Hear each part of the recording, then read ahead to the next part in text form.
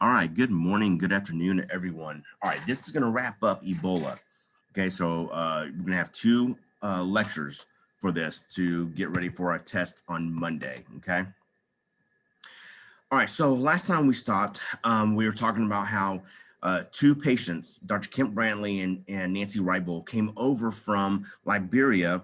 Samaritan's Purse, the mission, the medical mission they work for, persuaded the Obama administration to allow them to be able to be transported back into the United States for care.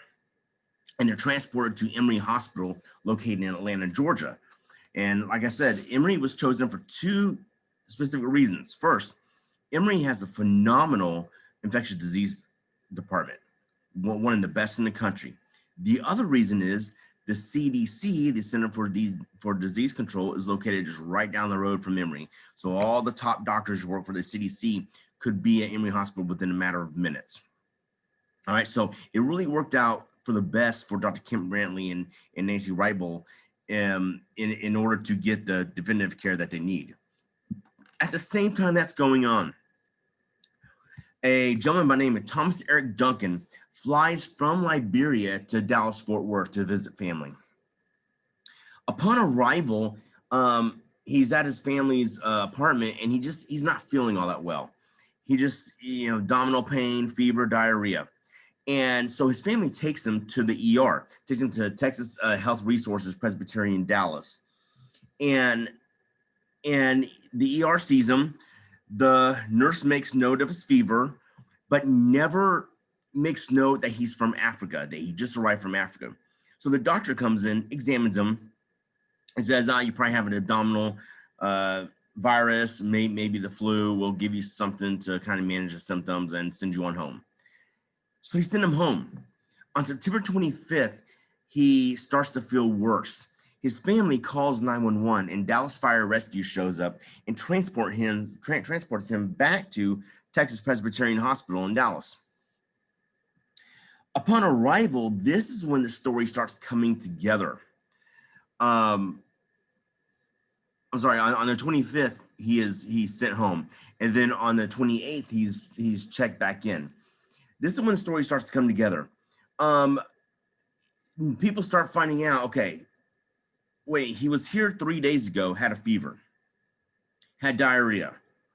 And then they start questioning where he's from. And he tells them, I'm from Liberia. I just got here a few days ago.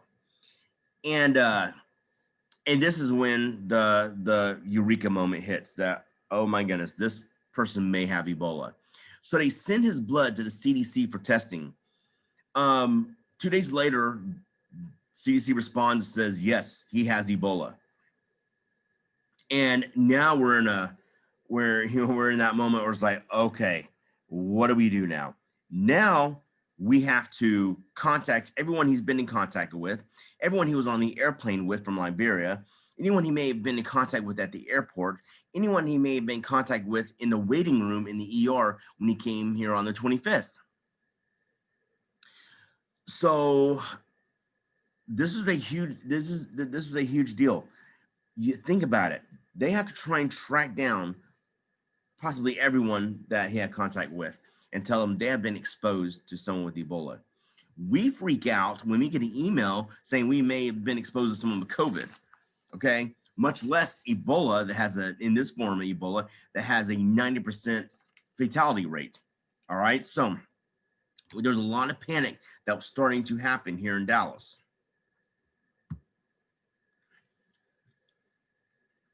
The family is placed in quarantine. They're quarantined inside their apartment complex and told not to leave. They disobey the quarantine. They disobey the order. There's television footage of them, news crews were stationed outside their apartment, and they captured them going in and out of the apartment anytime they wanted. Heck, one of them went to a news crew and said, hey, do you want anything from Whataburger? I'm going to go get some from Whataburger. They're like, no, thank you, Ebola dude. Ebola dude's family. We don't want anything from Whataburger. Well, the judge, Clay Jenkins, gets furious by this. I mean, he's really upset. And he tells them, you apparently do not understand what quarantine means. So I'm going to help you understand. Stay inside your apartment. Do not come out. I'm placing armed guards outside your apartment. He placed Dallas County Sheriff's deputies outside their apartment. And if they are seen coming out, they will be immediately arrested and prosecuted for whatever crime they can. Okay. So this is big. Then the investigation goes on to how did a patient from a known country with a massive Ebola outbreak get on an airplane and is allowed into the country? He lied. He lied on his visa application coming into America. And he said that he had not had any contact with anyone infected by Ebola. He had not cared for anybody with Ebola, when this was actually a flat out lie. One of his other family members in Liberia had contracted Ebola, and he helped take care of them until they passed away. So he had direct contact with someone that had tested positive for Ebola. He's in the hospital for about a week and a half, and on October 8th, he passes away. It's just his virus was too far gone before it was fully detected. And so there was really nothing the doctors could have done. At the same time, two nurses who worked at that hospital also were diagnosed with Ebola. Nurse Nina Pham and Amber Vinson. Nina Pham is flown to the National Institute of Health in Maryland, where her doctor, Dr. Anthony Fauci, you may have recognized that name from all the COVID stuff. He looks after her care in Maryland. Amber Vinson, her journey to Emory Hospital is a little more circuitous. She hops on a plane from Dallas and flies to Cleveland. She is engaged and she's going wedding dress shopping with her family. And so she flies to Cleveland. She gets to Cleveland, is not feeling all that well. They draw her blood. Sure enough, it tests positive for Ebola. She flies back to Dallas. Then they fly her to Emory Hospital in Atlanta. Now they have to contact everyone on both those plane rides as to, hey, you may have been exposed to someone that tested positive for Ebola. It's just, it's one big mess up. It really is. No one was prepared for this. And so it really, and this is the thing that keeps people awake at night. This is the virus that the doctors, the virologists, the emergency preparedness planners, this is the thing that keeps them awake, is like, okay, if this were to happen, how would we handle this? Clearly, that had not really been discussed much in the healthcare community, but now we're facing it, okay, and with Ebola. And that was a huge eye-opener. This gentleman up here, this is Thomas Eric Duncan. This is his apartment where he stayed. And basically you have workers going in, removing stuff out of the hospital and burning it to make sure that no pathogen survives on it.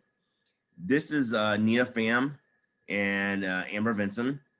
This is Nina Pham's dog, Bentley, which everyone was concerned about at the time, that maybe the dog may have caught Ebola. The dog was fine. Both nurses would recover from this, and both won a huge settlement from Texas Health Resources for, number one, not providing proper PPE that you have to have when dealing with Ebola. They did not have it. They were woefully unprepared. And they allowed these nurses and told these nurses to go in with the bare minimum equipment that they had and said, don't worry, you'll be fine. In reality, they weren't.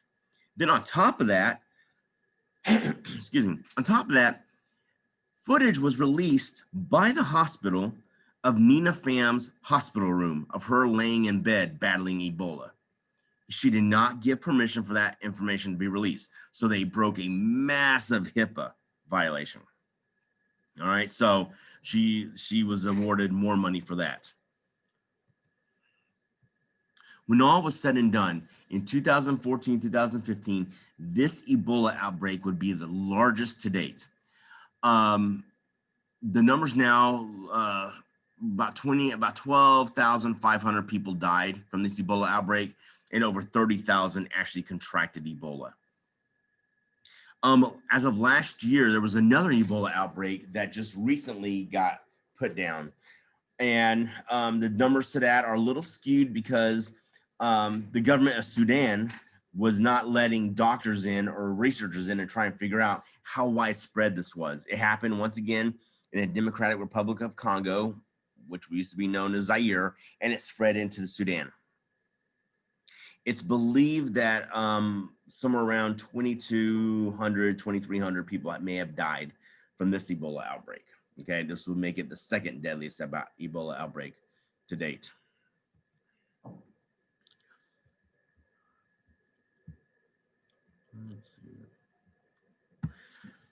Ebola, pathophysiology. Ebola is a hemorrhagic fever. It causes hemorrhaging throughout the body. Sometimes you'll see external hemorrhaging as well. You'll see the patient bleeding from the eyes, the mouth, the nose, the ears, the rectum. Not in every case, though. Not in every case, but in many cases, you're going to see this extra hemorrhaging. Okay. Basically, the virus enters the body through coming in contact with something infected with Ebola, whether it's the vector animal, which is believed to be the fruit bat, or having sex with someone that has Ebola. It can be transmitted through semen, through amniotic fluid, placenta, breast milk, central nervous system fluid, CNSF fluid, even the vitreous humor in the eye, the fluid in the eye. It attacks the immune system and attacks the white blood cells. At that point, the blood cells travel throughout the body, gaining permission to go into the cell. Basically, what Ebola does is it masks itself. It fools the immune system and says, hey, wait, we're actually here to help. Let us in the cell. We're here to help you against this foreign invader. They hijack the cell. So once they're allowed in, basically they take over the cell and say, hey, gotcha. And from then, it's just massive replication. The disease begins to cause organ shutdown, especially in the liver and in the intestines. This is where a lot of the Ebola is found, is in the liver, because remember, the liver also holds blood, and a lot of this blood is infected with Ebola. Death can be caused by organ failure or hypovolemic shock. Okay, basically hemorrhage, hypovolemic shock. So hemorrhage leads to hypovolemic shock. That is basically low blood volume, and that can mean more than 20% of blood or fluid supply in the body can lead to hypovolemic shock.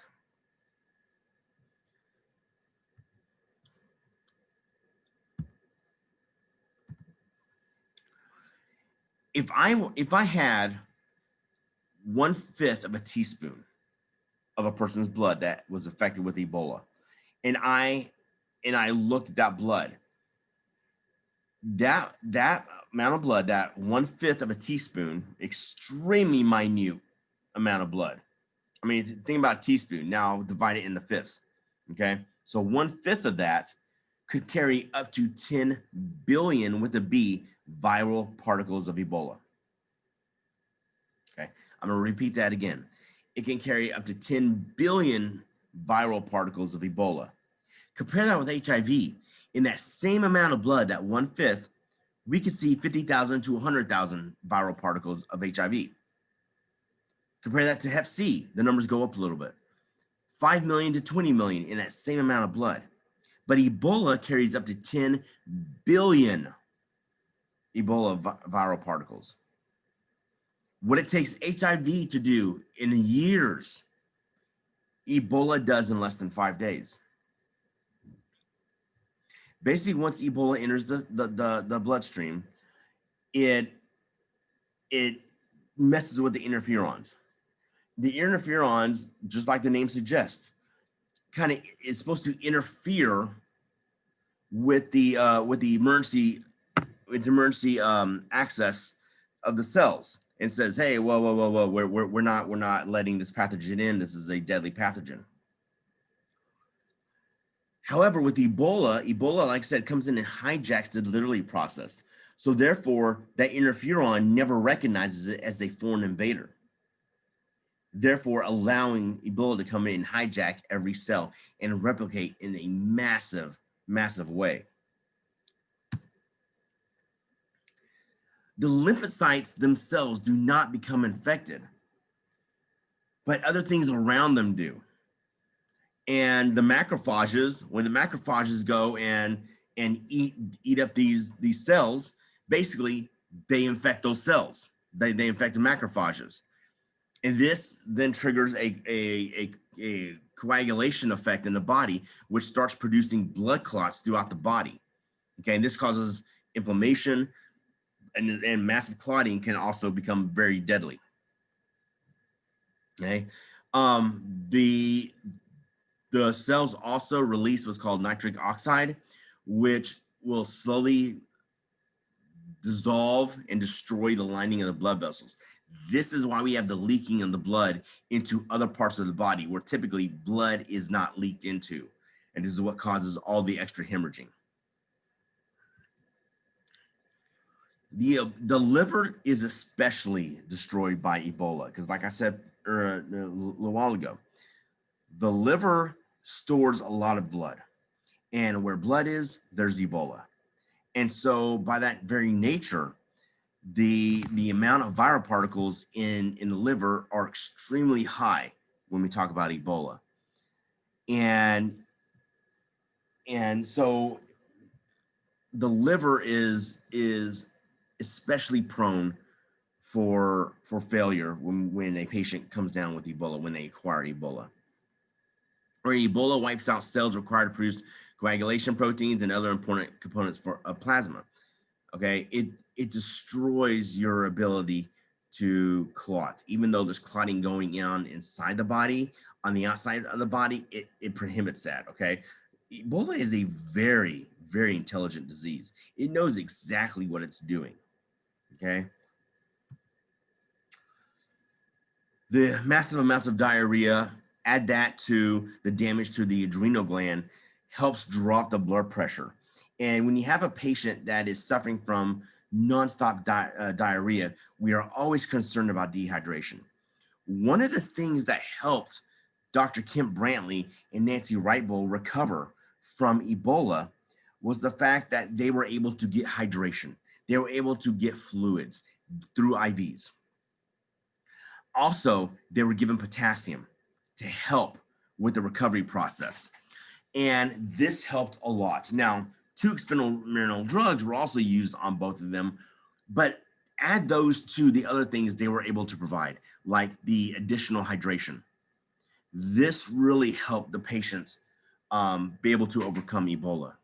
Now, just don't think that it was Dr. Kemp Brantley and Nancy Wright-Bowl the only ones that got Ebola here in the United States. Several more doctors that were over on medical missions in Africa came over and also were infected with Ebola. One was transported to Nebraska at a infectious disease hospital there in Nebraska. They eventually recovered. A New York physician also got it and recovered. So those weren't just the only ones. So there were a few more. Okay, and that's why leading the news every night was Ebola in America. And so this caused a lot of panic.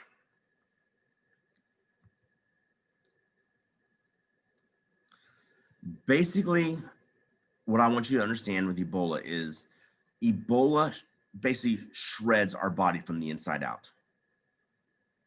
It just it liquefies, it destroys the internal organs in a very rapid pace. Most patients who get Ebola die between 5 to 10 days. And that's extremely fast for this virus and for any virus. And this one is very rapid, and this one does its damage very, very quickly. This is just a general graphic of the progression of it. 7 to 10 days after becoming exposed to it, fatigue, muscle soreness, fever. Within the next couple of days, developing an extremely high fever, vomiting blood, That's once again because the blood is going into the stomach and they start to vomit blood up. Very passive behavior, very lethargic. Um, any of these two can actually be within 10 day 10 to day 11. We start seeing ecchymosis, bruising. We could see some brain damage. We could see definitely loss of consciousness, bleeding from the eyes, mouth, nose, anus. And then at that point, we're already dealing with massive internal bleeding. And then that's when the patient dies from multi-system organ failure and hemorrhage that led them to shock. Okay. This is how Ebola works.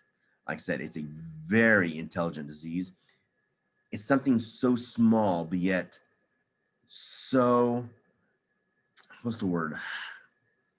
So organized. And it's an amazing virus. So luckily, though, we've had some great breakthroughs in treatments for Ebola. So Ebola is not necessarily a death threat anymore. It's not a death sentence. You get diagnosed with Ebola, it doesn't mean you're automatically going to die like it used to. Now there's some great things. One of the drugs that President Trump is using for COVID, remdesivir, that is actually an Ebola drug that was produced when Ebola first hit in 2014, 2015. And it's worked very well in Ebola cases, and we're seeing it work very well in COVID cases as well.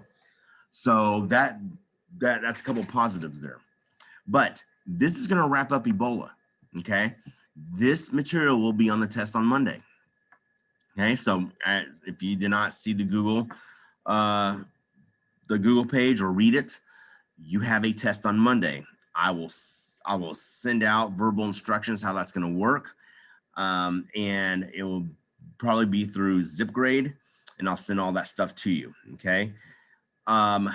If you have any questions, please reach out to me. Okay, and we will get them answered, and we will chat later. All right. You'll have a good one. Bye bye.